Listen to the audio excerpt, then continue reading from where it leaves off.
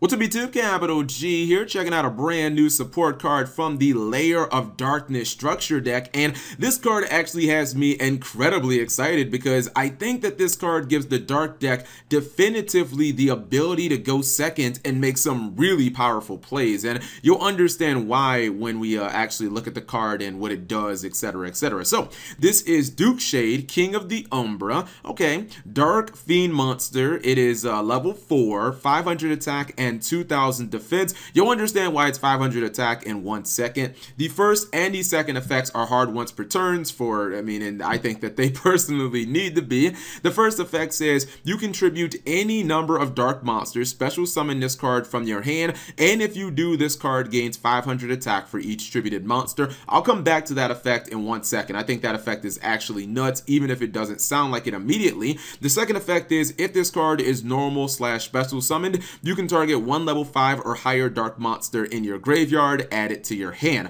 Okay, so this card, to me, if you add this in conjunction with Layer of Darkness, which obviously that's the entire theme of the structure deck, the new field spell that's in the structure deck, that's what it's named after. That is pretty much like the main strategy of the deck. Basically, get that on board, start tributing your opponent's monsters, and basically start wrecking them, activating certain effects. I think that if you combine this guy's first effect, its summoning condition, with that, I actually think that that is like legitimately mind-blowing how strong that can be. And let me just put it into perspective, right?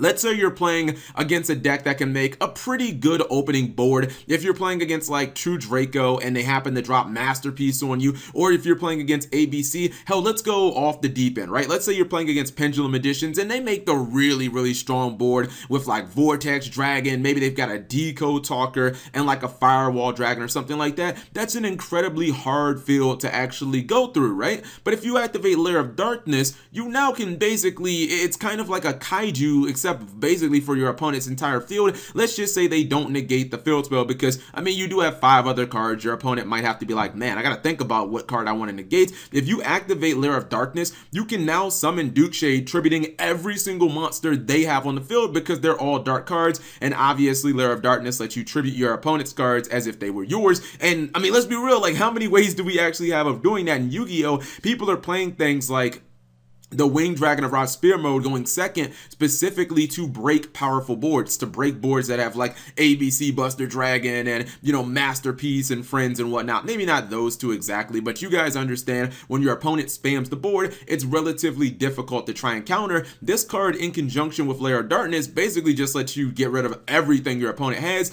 And even if you're playing against a deck that does run Solemns, like if they Solemn Judgment, Solemn Warning, Solemn Strike it doesn't matter, because the thing is, the cost is actually tributing your opponent's monsters. So it doesn't matter if they Solemn it, they're not getting those monsters back. Those monsters are staying in the graveyard. I actually thought about it for a second. I was like, man, maybe this means that like this deck doesn't even have to run Kaijus or anything like that, because this plus Layer of Darkness is kind of a Kaiju for all your opponent's monsters. But then I actually thought about it, right?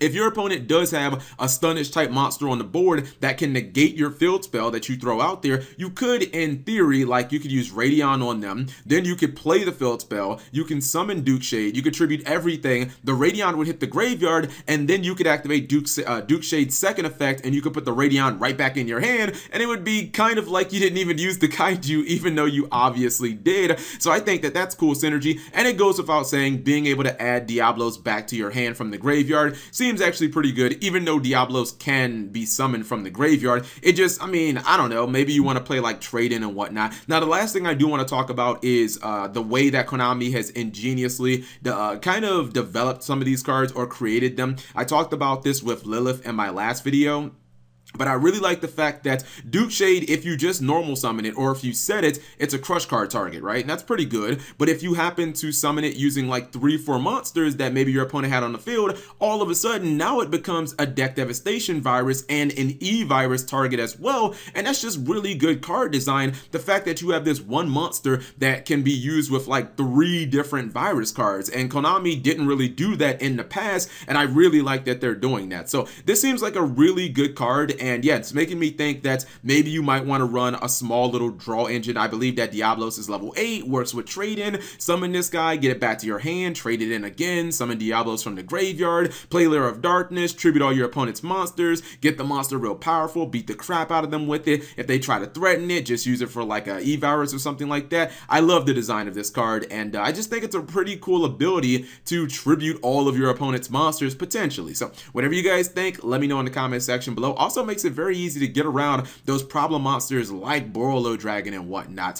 Thank you guys for watching. As always, subscribe if you have not already. Leave it in the comment section below, whatever you guys think. Subscribe, turn on that notification bell for daily videos.